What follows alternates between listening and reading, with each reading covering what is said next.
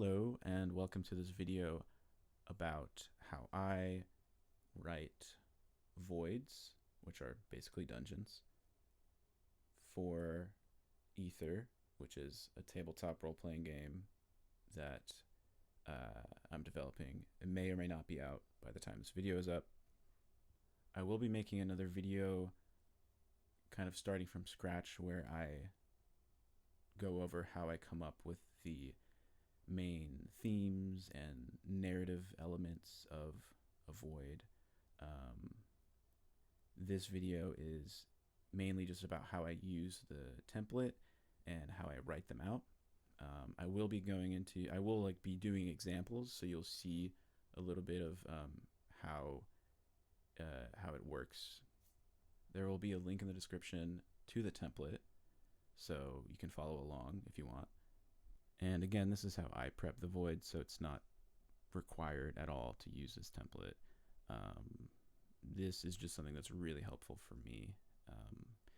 And I know that people, like, everyone's brains work differently, so it really might not be usable for someone else, but it kind of gives you an example of how you can sort of use whatever, program you want or handwrite it, and see how it's broken down. So let's get started. So first of all, I use Notion, which I'm sure many of you are familiar with, but it's a free web-based writing program.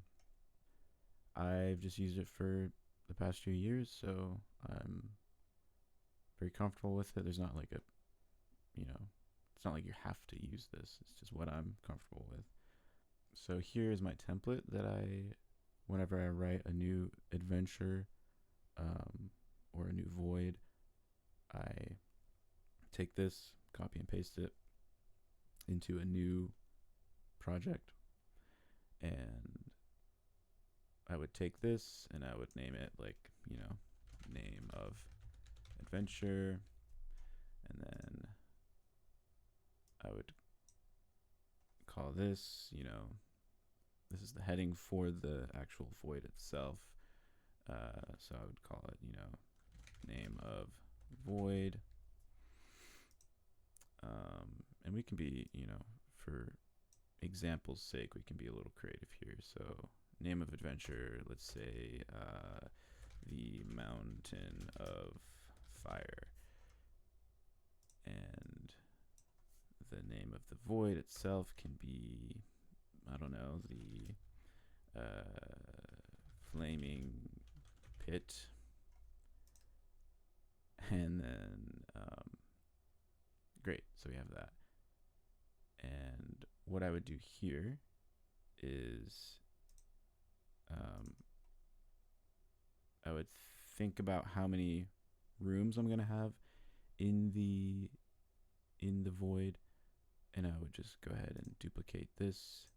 You can use Control D, however many times I need. And then, so as you'll see, this is like a toggle thing, which, if you don't know in Notion, all you got to do to make one of those is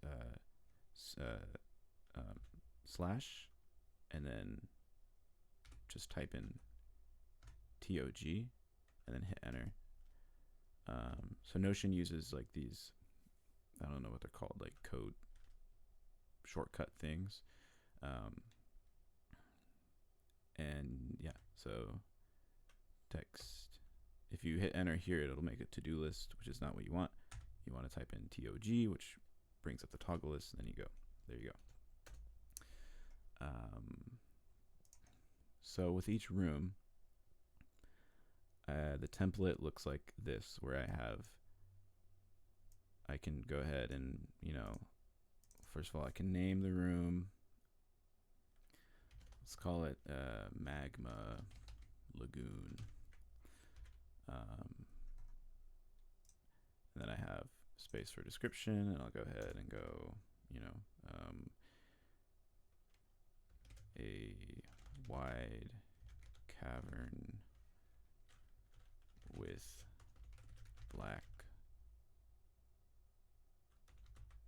rocky patches between flowing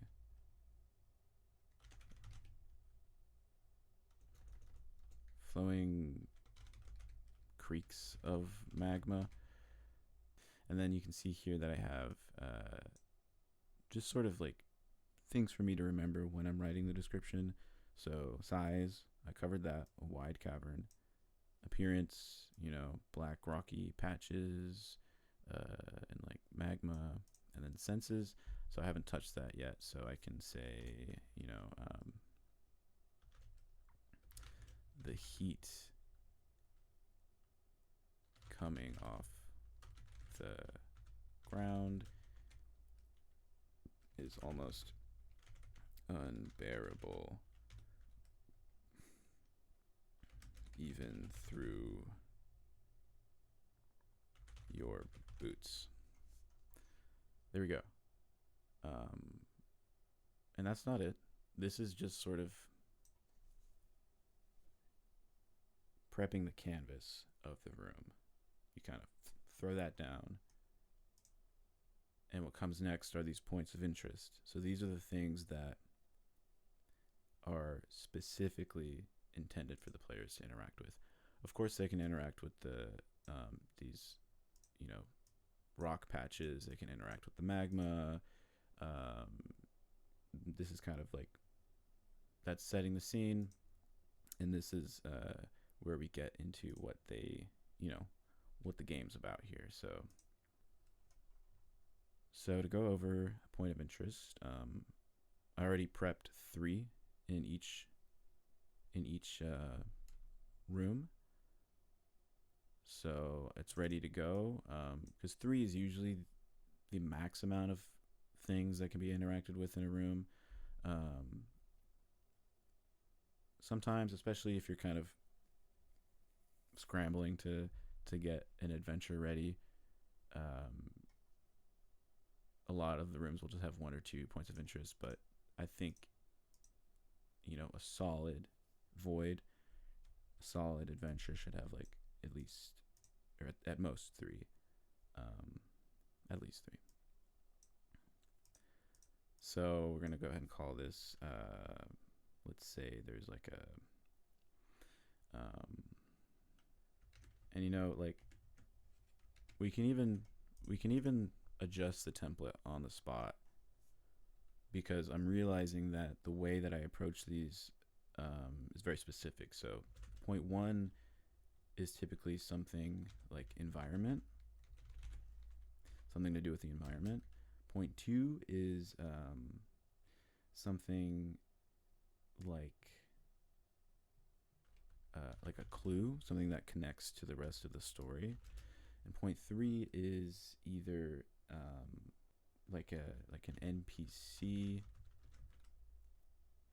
so NPC or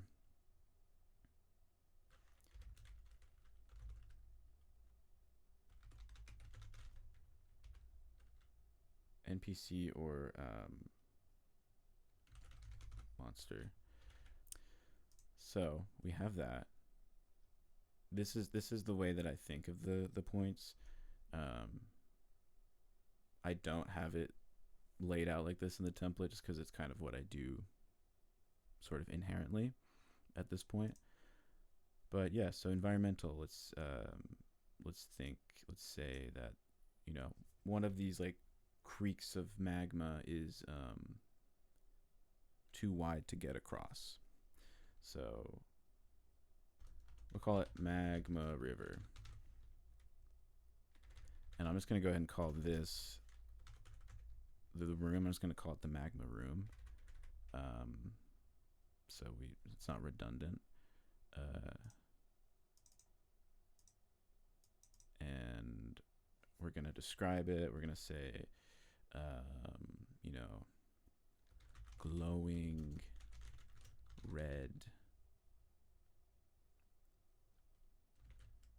red and white speckles mix with chunks of stone and flow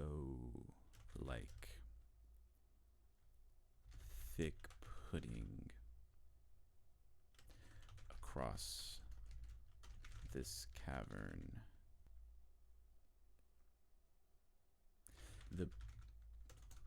The largest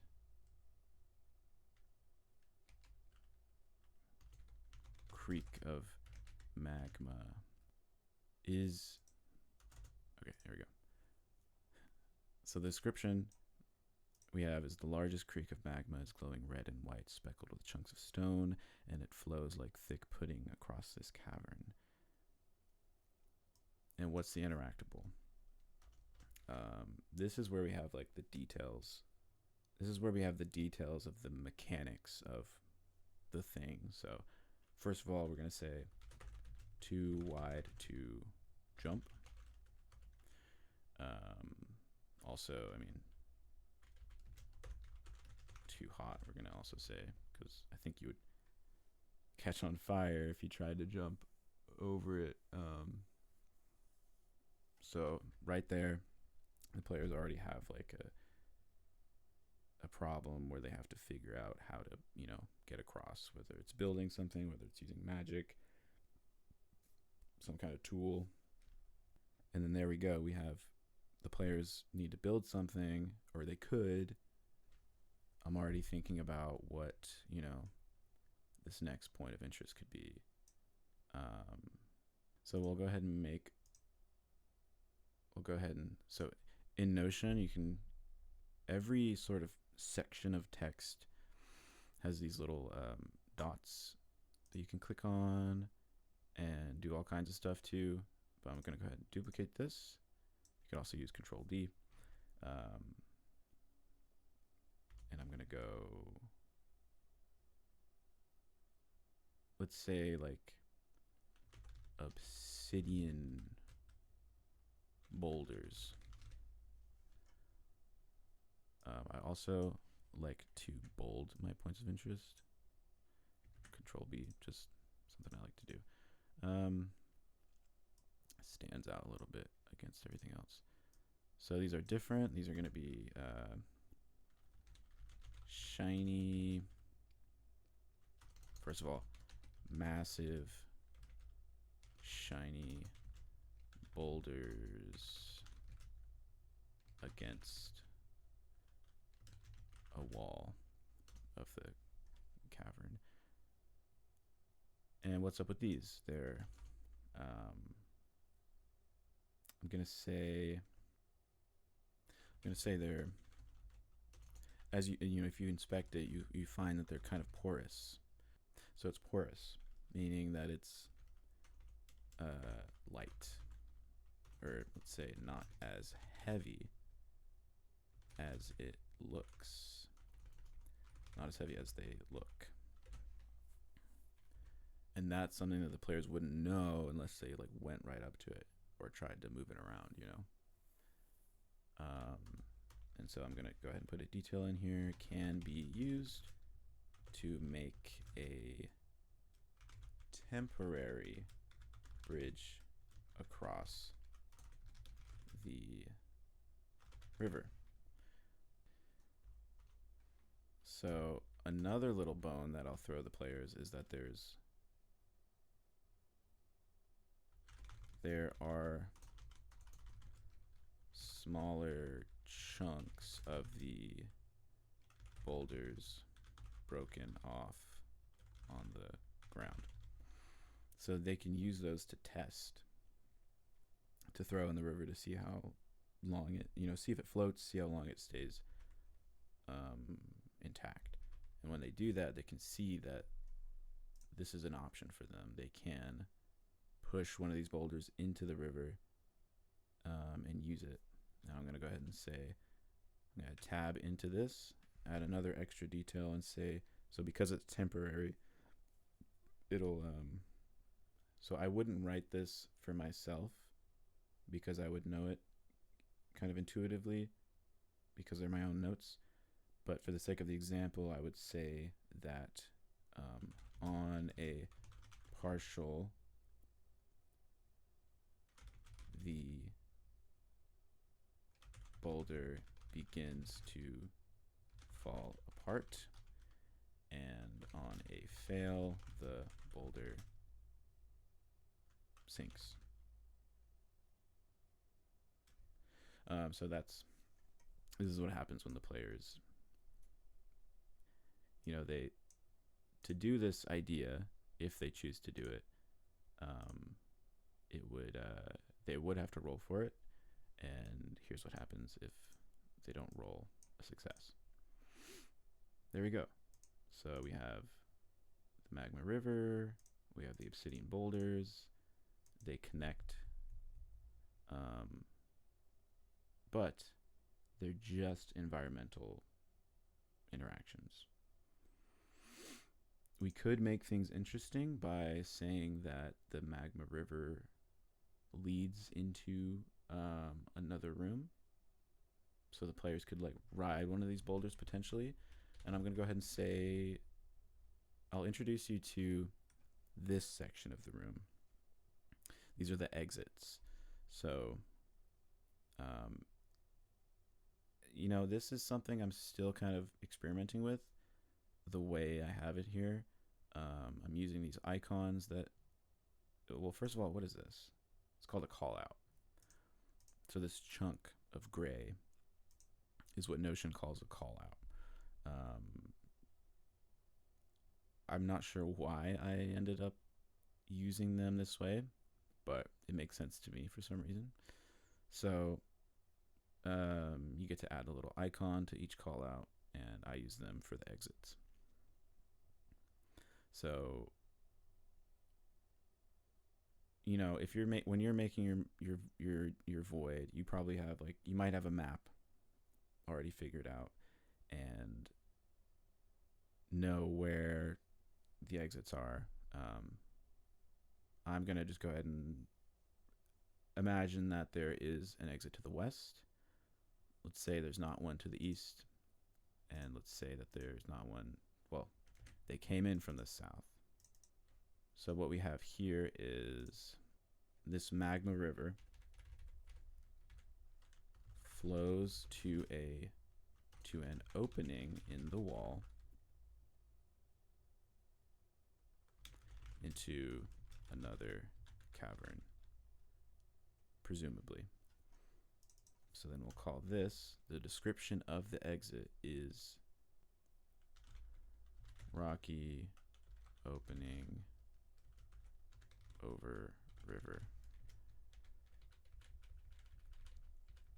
And because I'm already here, I'm going to say to the north, on the other side of this river, there's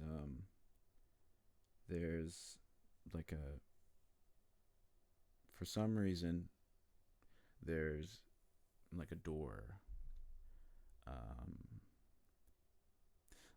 Let's say there's an obsidian door.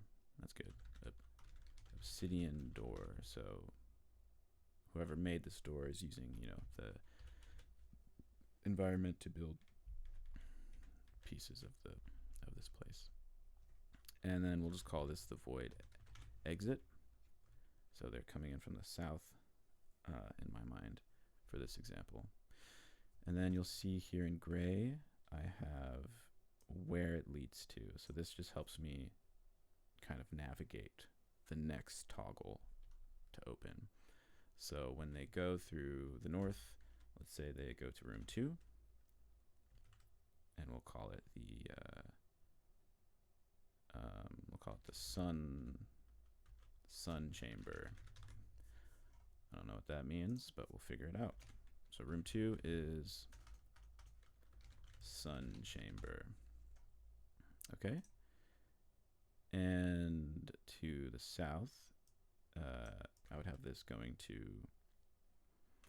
let's just say intro. So it would go to the introduction to the void, to the adventure, or whatever. And then we're going to say this goes to room 3, which is the, let's say waterfall room.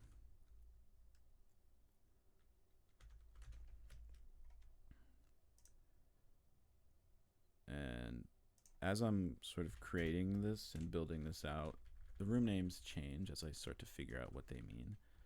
But for now, this is called the waterfall room. And I'm imagining imagining a waterfall of lava, of magma. And there's some significance to that. So,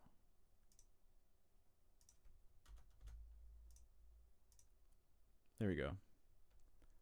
Point of interest, magma river. Too big, jump, flows into another cavern or another room. Awesome. Obsidian boulders can be used to cross the river. And we're going to have clue or treasure. Let's say that there's an anvil. Abandoned anvil. Okay.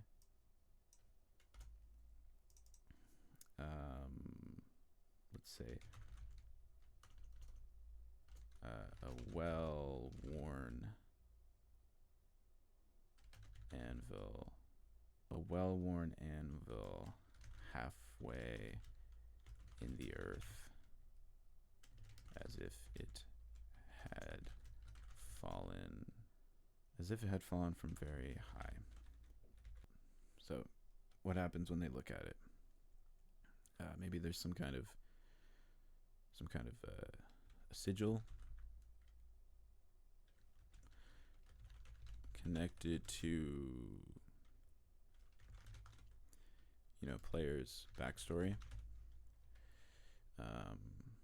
There's maybe it's humming. Let's say if players put a weapon on it, the weapon duplicates.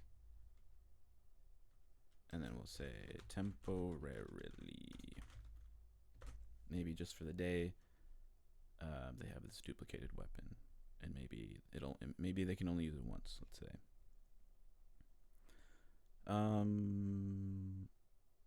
And let's say this is only the beginning of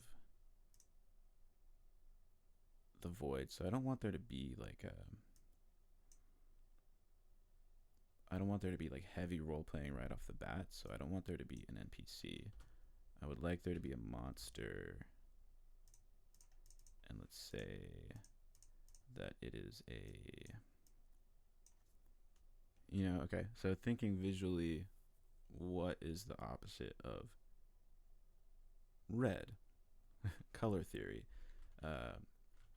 Green. So a green.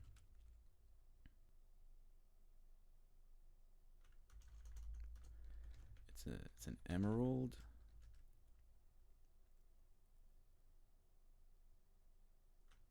Let's go classic. Emerald. Giant centipede. It's a glimmering 15-foot long centipede.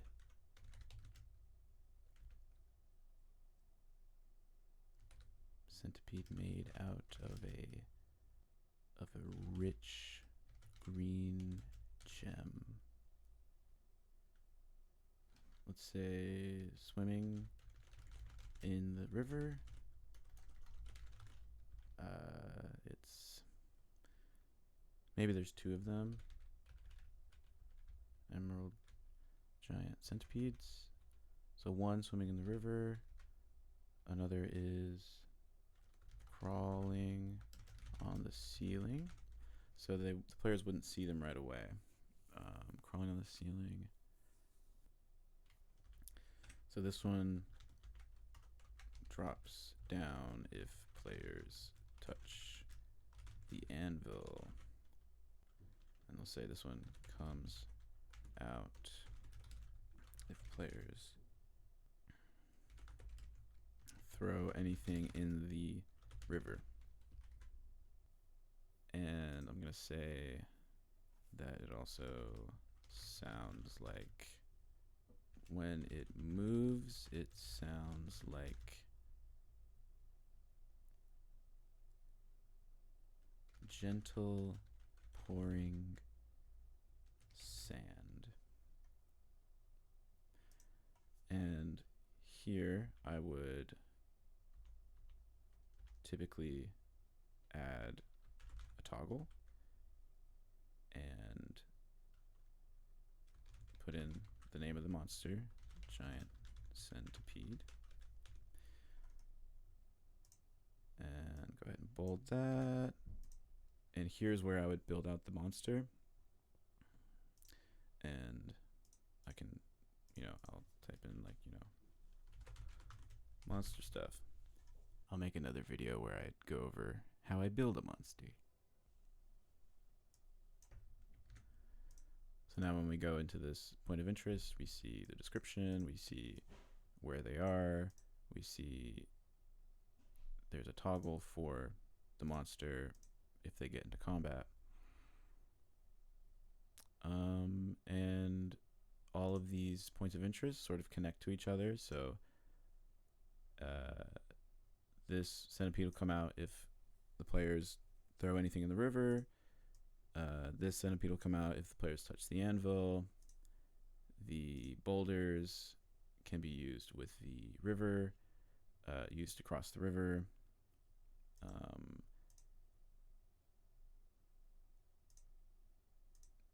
Maybe one of the players puts a chunk of the boulder on the anvil and something crazy happens. This room feels very alive. It feels like a lot of things are happening. It feels like there's a mystery. What's the sigil have to do with the player's backstory? Maybe that's why they're here. Maybe maybe they're looking for someone from the player's past and getting ether along the way. I'll make another video about the setting, but just to explain that ether is sort of like a tangible experience point mechanic in the game ether. So that's why it's named ether. It's something that the players are collecting. So cool. And then I would just kind of continue to do the same thing throughout until all the rooms are filled up, and already know that going north we have the sun chamber. Things are coming to mind already. I could throw that in there. If we go south, that leaves the void. If we go west, we go to the waterfall room. I'm already thinking of lots of things that could go in there. Yeah, and so that is sort of an example of how I approach it. I'll go ahead and show you a real one that I've run, and I'm still figuring this one out, so it's not perfect by any means. But yeah, here's what it looks like. The Temple of the Ancient Face. As you can see, I have another toggle for notes, maps, and like other things to reference here. But here I have, you see, I went ahead and threw in the intro here. So, and all these toggles are sort of story beats and other things that players can interact with on the way to the void. So it's kind of like a mini void outside. It's the mini adventure on the way to the void. So they interact with all these things.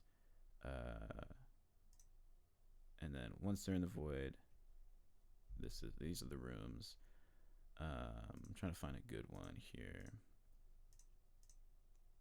Okay, I'll talk about this one. So this one is a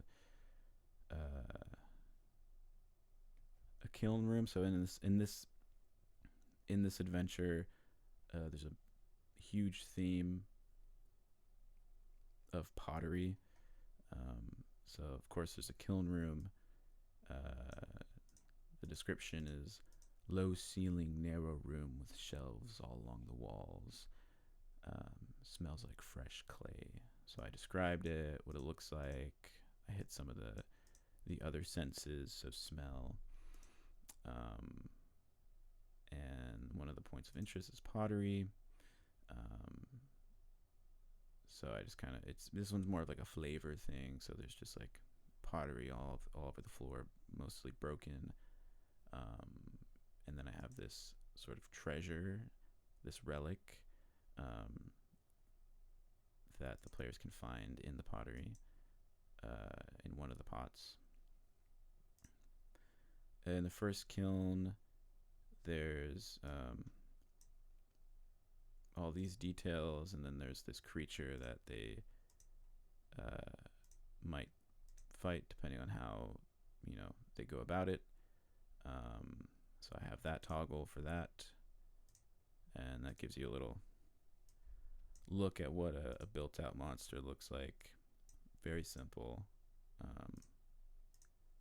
Kiln 2, more details, interactions, another sort of creature, and then the exits. So north, I have a detail about smell of an old pool. South, I don't have a detail here, but it's just a simple door. Simple wooden door.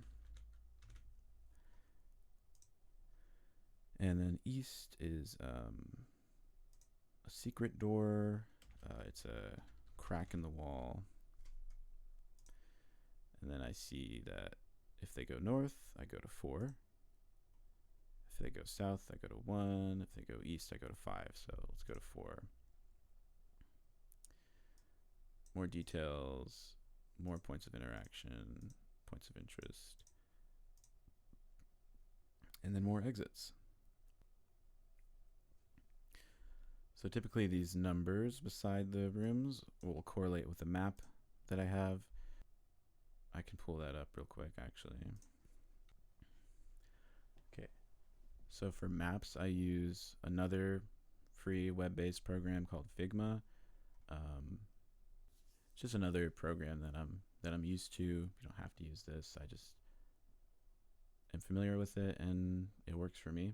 And it does a really cool thing, or I can do a really cool thing with it, where I can open this this same project up on my iPad, and then have that on the table. So as I'm messing with the map on my computer, on my laptop, in real time, you can see what's happening on the iPad. So the players will be seeing the dungeon unfold. These are just some assets that I use. So I typically use a green rectangle for doors. I have like stairs, bed. This is a room that I just duplicate over. Arrows to help me figure out what's happening. So this is that same adventure, and here's how I would do it while playing the game. So I'll slowly reveal each of these rooms as they explore. So 2, 3, 4, 5, 6, 7, 8, 10, 11, 12. I think I'll do another video where I go over how I make these. It's really easy. And if you do have an iPad, or you can use another laptop or even like a TV screen. You could also send them a link to this project and have them open it up on their phone, and they can't edit it, but they can see you revealing the rooms and stuff. So I actually haven't thought about doing that. That would work pretty well, I think, actually. But yeah, that's it for now. Thanks for watching, and let me know if you have any questions in the comments. I am happy to talk about it. Okay, thank you for watching. I do have to just shout out quickly the game designer, Chris McDowell, who wrote Into the Odd and Electric Bastion Land. His videos where he's kind of doing the same thing, talking about how he preps for his games. I wouldn't be doing this without those. And if you watch those, if you have seen them, you'll see like a very direct parallel with like kind of the way that I format this. this video. So just want to say like huge thank you to him, and his games are awesome. So check him out. Okay, bye. See you next time on the other video about something else.